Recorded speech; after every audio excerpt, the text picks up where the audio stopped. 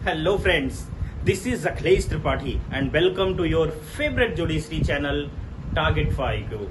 Friends, जैसा कि आप सबको पता है कि आपकी एमपी जोड़ीश्री की वैकेंसी बहुत ही जल्द आने वाली है और उसी को लेकर आज हम चर्चा करते हुए आपसे डिस्कस करेंगे कि उसकी जो प्रिलिमिनरी एग्जाम होता है, उसका प्रारंभिक परीक्षा या जिसे पीटी भी कहा जाता है, उसका क्या सिलेबस होता है और कौन से पार्ट का कितना बड़ा रोल होता है आपके एग्जाम में।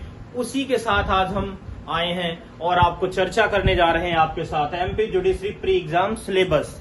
तो अगर सिलेबस की बात किया जाए तो इसमें हम देखते हैं कि आपका जो प्री एग्जाम होता है उसमें टोटल 150 प्रश्न पूछे जाते हैं और ये 150 प्रश्न आपके 15 पार्ट्स में डिवाइड किए गए हैं, 15 खंडों में विभाजित किए जाते हैं, जिसमें कुछ मेजर लॉ का पार्ट आता है, कुछ माइनर लॉ का पार्ट आता है, कुछ इंग्लिश का पार्ट आता है, कुछ कंप्यूटर का आता है, कुछ जीके जीएस का आता है।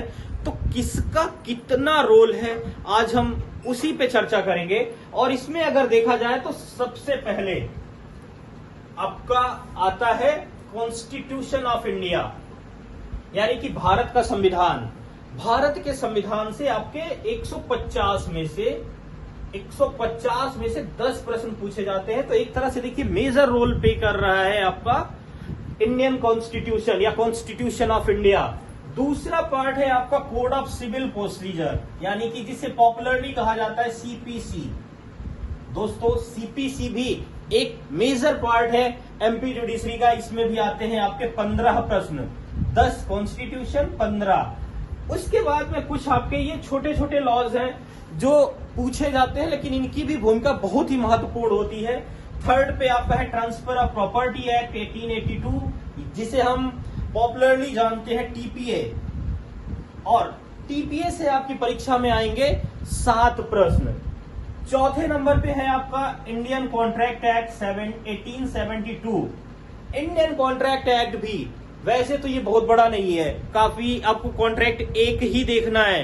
तो इसमें भी इतने छोटे से सेक्शन से लगभग आपके 8 प्रश्न आते हैं। तो ये भी एक आपका मोस्ट इंपॉर्टेंट सेक्शन हो गया कॉन्ट्रैक्ट। फिर आपका आता है स्पेसिफिक रिलीफ एक्ट। ये एक तरह से माइनर सब्जेक्ट है एमपी जुडिशरी का, लेकिन बहुत थोड़ी सी मेहनत करके, एक अच्छी रणनीति और थोड़ी सी मेहनत करके इन सब पे भी हम एक एक नंबर अपना और अच्छा बढ़ा सकते हैं। तो एसआरए से आपका 6 प्रश्न पूछा जा रहा है। और उसके बाद आपका आएगा लिमिटेशन एक्ट 1963, जहां से 4 प्रश्न पूछे जाते हैं। ये भी एक आपका माइनर एक्ट है। फिर मेजर पार्ट 2 आते हैं आपके जो एमपी स्पेशल हैं। एक तो है आपका एमपी एकोमोडेशन कंट्रोल एक्ट और दूसरा है एमपी लैंड रेवेन्यू एक्ट। इन दोनों की भी भूमिका दोस्तों 5-5 नंबर की होती है। रोल भले ही छोटा है, लेकिन मध्य प्रदेश परीक्षा के लिए इनका बहुत ही महत्वपूर्ण रोल है।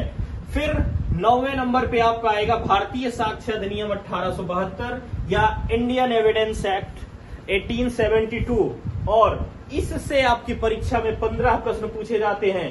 तो जो आपके 4 मेजर पार्ट हैं वो 15-15 वाले, उनमें से एक है इंडियन एविडेंस एक्ट, एक हम आपको पहले बता चुके हैं सीपीसी, एक इसके बाद आएगा आपका इंडियन पिनल कोड 1861, भारतीय दंड संहिता, जिसे उर्दू में कहा जाता है ताजीराते हिंद। यहां से आपके 15 प्रश्न आ रहे हैं। फिर code of criminal procedure CrPC या अपराध संहिता, दंड प्रक्रिया संहिता 1973, यहां से भी आपके पूछे जाते हैं 15 प्रश्न। तो ये, और उसके बाद में एक और माइनर एक्ट है जहां से 5 प्रश्न पूछा जाता है, वो है आपका नेगोशिएबल इंस्ट्रूमेंट एक्ट 1881। इस तरह से साथियों ये आपके 15 में से 12 लॉ के सेक्शन हो गए, 12 खंड ये हो गए जो आपकी लॉ परीक्षा में, लॉ एग्जाम में पूछे जाते हैं। और इन 12 को अगर देखा जाए तो ये 150 में से 110 क्वेश्चन कवर कर रहे हैं आपके लॉ से। इसके बाद में 3 आपका आता है जो आपके अदर पोर्शन है, 3 खंड 13, 14, 15। 13 आपका सबसे इंपॉर्टेंट खंड है आपके एग्जाम का, जनरल नॉलेज या जीके का। इसमें आपके 20 प्रश्न पूछे जाते हैं। और ये जीके कहाँ की पूछी जाती है, इसमें आपको वर्ल्ड जीके पूछा जा रहा है, इंडिया का जीके पूछा जा रहा है, एमपी स्पेशल जीके पूछा जाता है, प्लस साथ में ही इसमें आपसे करंट अफेयर्स भी पूछा जाएगा, जो आपका 20 प्रश्न पूछे जाएंगे।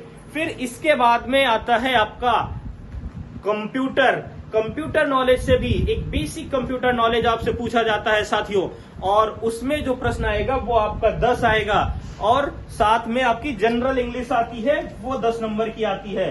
तो इस तरह से आपका ये सिलेबस है, 150 प्रश्न का 15 खंडों में विभाजित किया जाएगा। और इसी सिलेबस के अकॉर्डिंग आपके अपने चैनल टारगेट फॉर आईक्यू के द्वारा बहुत जल्द भी बैच स्टार्ट किया जाएगा।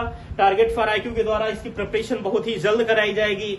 तो आप में से जो साथी इच्छुक हैं, अपनी तैयारी टारगेट फॉर आईक्यू के साथ करना चाहते हैं, या अपनी तैयारी को ब्रश अप करना चाहते हैं, अपना सिलेक्शन सुनिश्चित करना चाहते हैं, वो लोग हमारे दिए हुए चैनल का जो हमारा ऑफिशियल नंबर है टारगेट फॉर आईक्यू का 7500110314, इस पे आप कॉल करके अपनी इंक्वायरी ले सकते हैं, अपना एनरोलमेंट करा सकते हैं और अपना सिलेक्शन सुनिश्चित करा सकते हैं। तो आज की वीडियो में बस इतना ही, और ये था आपका एमपी प्रीलिम्स का सिलेबस। अब इस वीडियो में इतना ही, बाकी मिलते हैं हम आपसे अगले वीडियो में। Thank you.